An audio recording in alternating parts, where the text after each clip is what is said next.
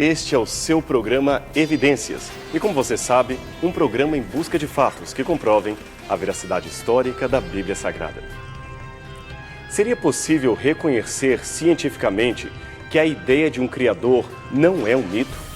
Podemos afirmar com toda certeza, com base em fenômenos naturais evidentes, que a ideia de uma criação da vida é hipótese descartável? Afinal, se não existe Deus, como a vida começou?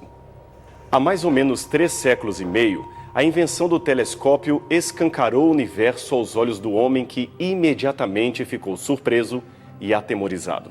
Foi como se, de repente, emergisse do abismo um incontável número de estrelas e galáxias que nenhuma mente humana poderia sequer imaginar que existiam. Porém, algumas décadas mais tarde, foi inventado o microscópio. E o que era assombroso no macrocosmo tornou-se ainda mais extraordinário ao universo dos micro-organismos. Desta vez, foi o vasto mundo dos micróbios, bactérias, células vivas que se desvendou diante dos olhos do homem, que mais uma vez se sentiu pequenino diante de uma imensidão tanto micro quanto macrocósmica. E isso foi só o começo. O aperfeiçoamento dessas invenções, gerando supertelescópios como o Hubble e microscópios cada vez mais sofisticados, provou o improvável, que ainda havia espaço para muitos espantos adicionais. A realidade é tão complexa e ao mesmo tempo tão admirável que chega a ser quase aparentemente absurda. É um desafio à racionalidade humana. Curiosamente, há mais de 2.800 anos, um salmista também refletiu sobre este assombro, mesmo sem nunca ter repousado os olhos num telescópio ou no microscópio. Extasiado diante das maravilhas que são o organismo humano, ele escreveu o seguinte: graças te dou, visto que por modo assombrosamente maravilhoso me formaste. As tuas obras são admiráveis e a minha alma o sabe muito bem. Salmo 139, verso 14. O contexto desta poesia é a natureza incrível dos corpos físicos. E olha que o autor bíblico nem poderia imaginar naquela época que um adulto humano teria sido formado por aproximadamente 75 trilhões de células vivas. Isto mesmo, 75 trilhões de células, mais de 1000 vezes a população da Terra. Um recém-nascido já nasce com cerca de 26 bilhões de células, divididas em mais ou menos 200 diferentes tipos. E o que seria uma célula? Uma só. Ora, a célula é a menor unidade dos organismos vivos, capaz de realizar sozinha processos vitais tremendamente complexos. A maioria delas respira, nutre-se, reproduz, cresce, movimenta-se e é sensível. E mesmo sendo tão pequena, algumas células humanas chegam a medir 10 microns, ou seja, 1 vezes 10 milionésimos de metro. Ainda assim, ela possui em seu interior uma enorme quantidade de estruturas subcelulares em plena ação produtiva.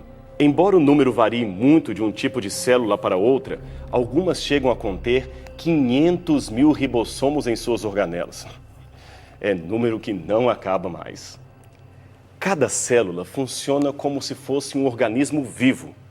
Trilhões de organismos vivos mantendo o organismo maior, que é o nosso corpo.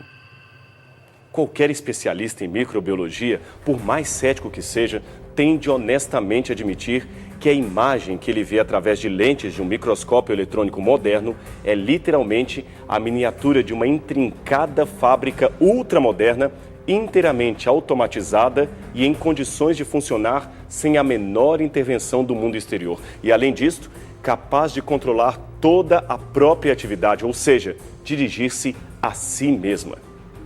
E isto não é tudo. Esta fábrica tão fabulosamente complicada não poderia funcionar, nem existir, nem seria sequer imaginável se não tivesse um centro diretor capaz de coordenar toda a atividade e de fornecer todas as indicações necessárias. Cada célula, portanto, possui o seu próprio centro diretor no interior de seu núcleo e, mesmo assim, trabalha em sintonia com as demais. É como disse o salmista, é realmente um assombro. um assombro o modo como fomos criados. E os cientistas que veem tudo isto em primeira mão deveriam ser os primeiros a ter este sentimento de assombro diante de tamanha grandeza. Mas é aí que surge o nosso dilema. Alguns acadêmicos, felizmente não todos, dizem que não existe nenhum criador de tudo isto, que o universo, com toda a sua complexidade, é obra do acaso. Aliás, falando em acadêmicos, seria bom desmentirmos um mito que se propaga por aí. Trata da afirmação feita por muitos céticos de que mais de 90% dos cientistas não acreditam em Deus. Isto não é verdade. Vamos ver a realidade de 3 famosas pesquisas feitas entre cientistas nos Estados Unidos.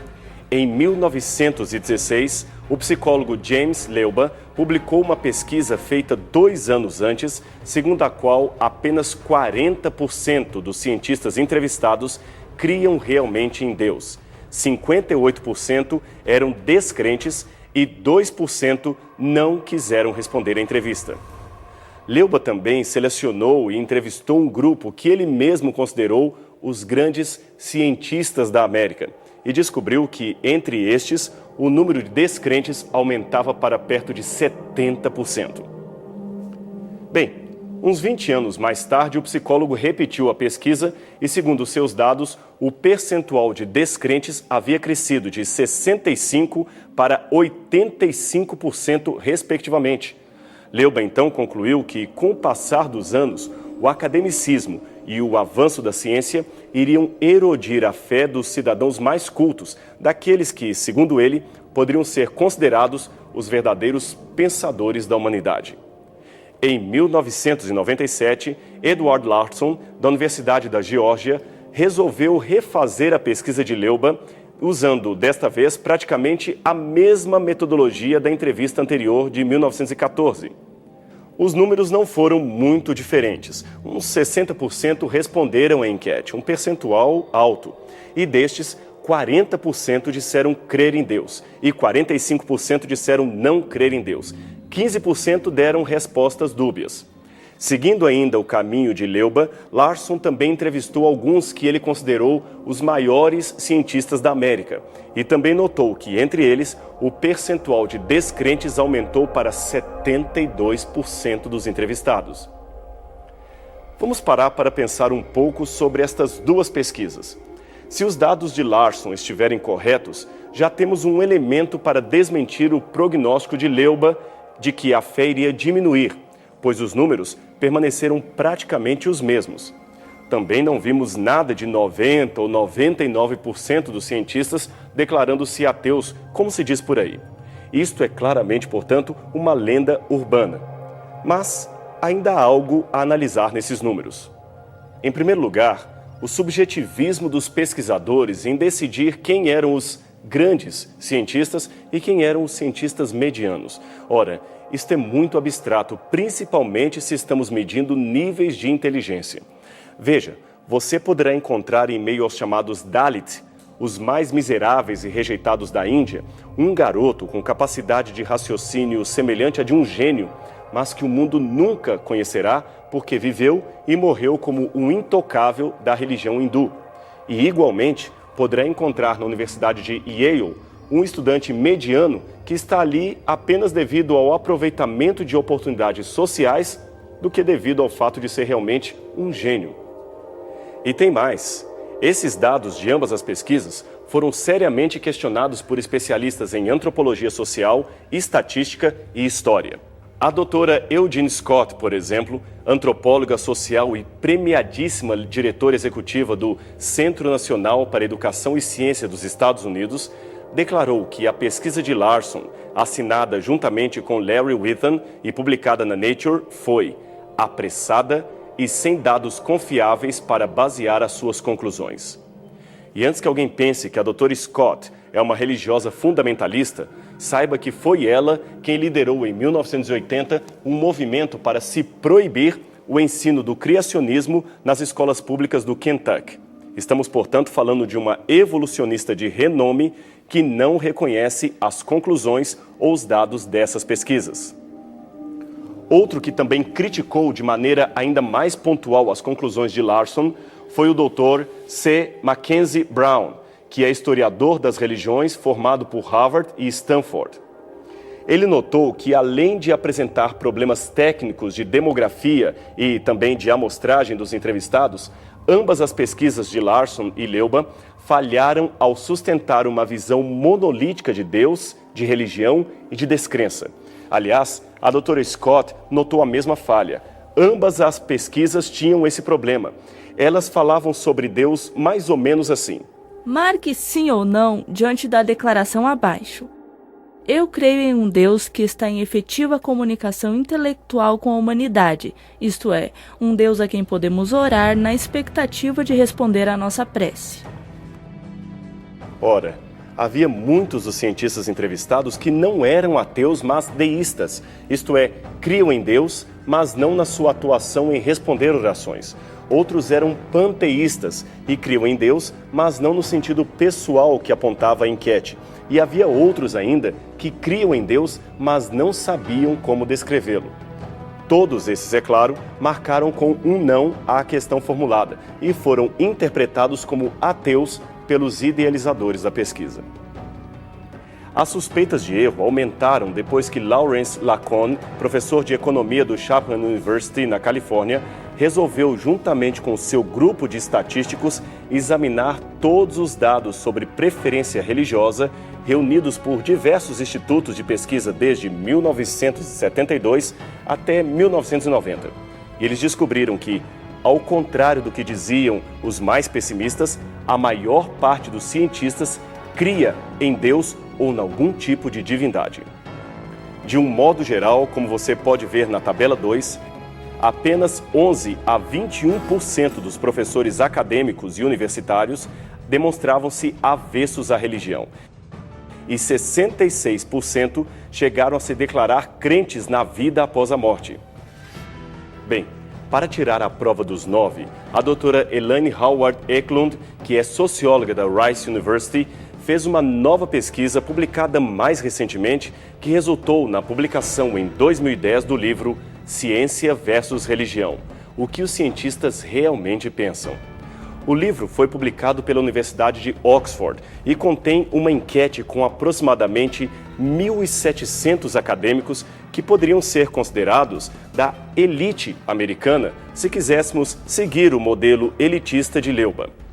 A pesquisa cobriu os anos de 2005 a 2008 e selecionou propositadamente apenas professores das seguintes universidades americanas: Columbia, Cornell, Duke, Harvard, Johns Hopkins, MIT, Princeton, Stanford, Penn, UC Berkeley, UCLA, University of Chicago, University of Illinois, Urbana-Champaign, Michigan University, Minnesota University, UNC Chapel Hill, Washington University Seattle, Wisconsin e, finalmente, Yale.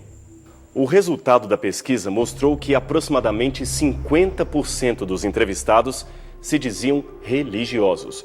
E dos outros 50%, uma boa parte se qualificou como empreendedores espirituais, isto é, gente que está em busca de algum tipo de sentido espiritual para a sua vida. 1 de cada 5 entrevistados se demonstrou religioso praticante e, finalmente, apenas uma minoria, 34%, se diziam convictamente ateus. Foi ainda uma surpresa para a pesquisadora descobrir que destes que se diziam ateus, uma considerável parte estava envolvida em algum tipo de agremiação religiosa. Eram os mencionados empreendedores espirituais. Um detalhe a mais sobre a pesquisa da doutora Elaine.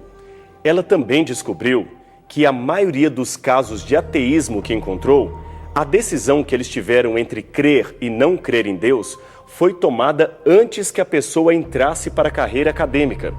A família, nesse caso, tem um papel muito importante. Os entrevistados ateus costumavam vir de famílias que já não acreditavam em Deus ou nas quais a religião não tinha muita importância. Alguns ainda mostravam em seu ateísmo uma revolta contra uma criação religiosa tremendamente severa. Já os cientistas que tinham fé costumavam vir de famílias em que a religiosidade era considerada fundamental e, além disto, que nutriam boa relação entre os membros. A ciência, nestes casos, costumava ser até algo benéfico. Quando o cientista vinha de uma família com visões fundamentalistas, como ocorre com certos grupos religiosos comuns nos Estados Unidos, o seu trabalho como cientista acabava atenuando aquele fundamentalismo, levando a pessoa a visões mais moderadas e não necessariamente liberais e muito menos ateísticas, porém mais equilibradas em relação ao mundo e à natureza. E eles não eram, de fato, em nada ateus. O fato é que hoje a ciência, com muito mais dados do que o passado, acaba inevitavelmente levando o pesquisador a pensar em Deus, mesmo que seja para negá-lo.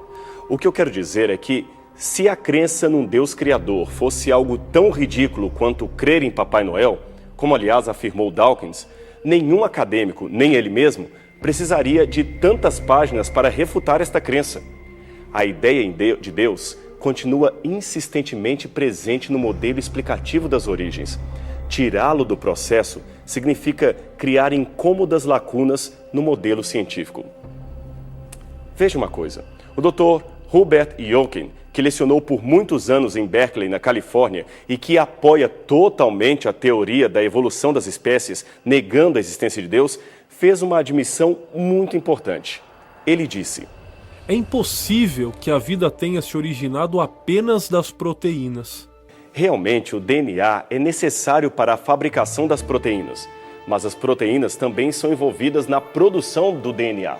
Agora, se as proteínas e as moléculas de DNA tivessem aparecido por acaso, no mesmo lugar e ao mesmo tempo, o que já é uma probabilidade tremendamente absurda, imagine qual seria a chance delas interagirem para formar outro tipo de vida autorreplicante e autossustentável. Se a criação em laboratório de moléculas complexas exige a participação de um cientista experiente, será que as moléculas muito mais complexas de uma célula surgiriam por acaso? Explicando tudo isso de uma maneira mais simples, teríamos o seguinte: de Aristóteles até Isaac Newton, imperou na natureza a ideia de matéria e nada mais. Com a explosão científica do século XVI, essa ideia materialista ganhou mais força, especialmente com a ideia do empirismo e do experimentalismo. Então, de Isaac Newton a Albert Einstein, a tônica passou a ser a matéria e a energia. Porém, em 1953, com a descoberta da estrutura das moléculas de DNA por James Watson e Francis Crick, a humanidade finalmente começou a entender o design incrível que permeia toda a vida. Hoje, com as pesquisas ainda mais recentes sobre o código genético, acrescentou-se à pesquisa laboratorial um terceiro elemento: a informação. Comparando o corpo humano ao computador do tempo das fitas magnéticas, o falecido Dr. Marshall Nirenberg, Prêmio Nobel de Medicina em 1968, declarou o seguinte: todo ser vivo possui o próprio programa gravado em fitas de DNA, mediante o qual se autoconstrói e, a seguir, funciona. Desvenda-se assim o segredo da vida. Não existe maravilha superior a esta. A maioria das pessoas tem uma noção do que seja o DNA. Ele é a parte mais importante de cada célula. É ele que contém informações vitais que passam de uma geração à outra, possibilitando o nascimento de novos seres. O DNA, em termos simples, seria como um manual de instruções para tudo o que existe em seu corpo. E esse manual é único. Ninguém no planeta tem um DNA igual ao seu. E qual seria o tamanho deste manual? Bem, o genoma humano possui cerca de 3 bilhões de bases pareadas arrumadas nos cromossomos de maneira única para cada indivíduo. Um gene corresponde à sequência específica da base de nucleotídeos responsável pela codificação de uma proteína e calcula-se que o genoma humano seja composto por 80 mil ou talvez 100 mil genes. Para ter uma noção ou uma ideia melhor, vamos citar um trecho escrito pelo ateu Richard Dawkins em seu livro O Relojoeiro Cego. Em uma célula humana existe capacidade de informação suficiente para armazenar 3 ou 4 vezes todos os 30 livros da Enciclopédia Britânica. Desconheço os números comparáveis para a semente do salgueiro ou para as formigas, mas hão de ser igualmente espantosos. No DNA de uma única semente de lírio ou de um único espermatozoide de salamandra, existe capacidade suficiente para armazenar a Enciclopédia Britânica 60 vezes. Algumas espécies de amebas, injustamente chamadas de primitivas, possuem em seu DNA tanta informação quanto 1000 enciclopédias britânicas. Brilhante a descrição, não é mesmo? Dawkins só esqueceu de avisar uma coisa aos seus leitores: que Francis Collins, o cientista responsável por mapear o código genético humano, é um convicto religioso que chamou o processo genético de a linguagem de Deus. Estamos, portanto, dizendo que cada célula do organismo tem o equivalente a 200 volumes de 1000 páginas cada um.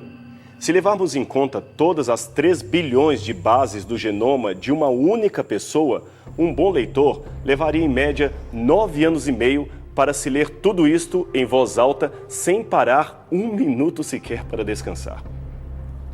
Ora, se falamos só em matéria e energia, podemos até dar margem a um universo automotivo, cercado talvez por leis naturais, sem muito espaço para a ideia de um criador do projeto. Mas quando falamos em informação, aí a coisa é diferente. Não existe, simplesmente não existe informação sem uma mente inteligente que a produz. A matéria e a energia são elementos reais, mas a informação é virtual.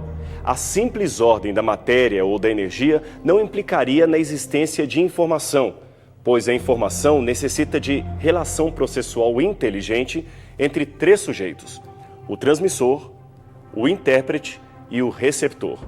Se não há transmissor original, não há informação. Se não há informação, então o que é isto que encontramos no código genético? A chave da decodificação do sistema de informação genética é, portanto, o conjunto inteligente de critérios que deram origem a uma determinada ordem na criação desta informação.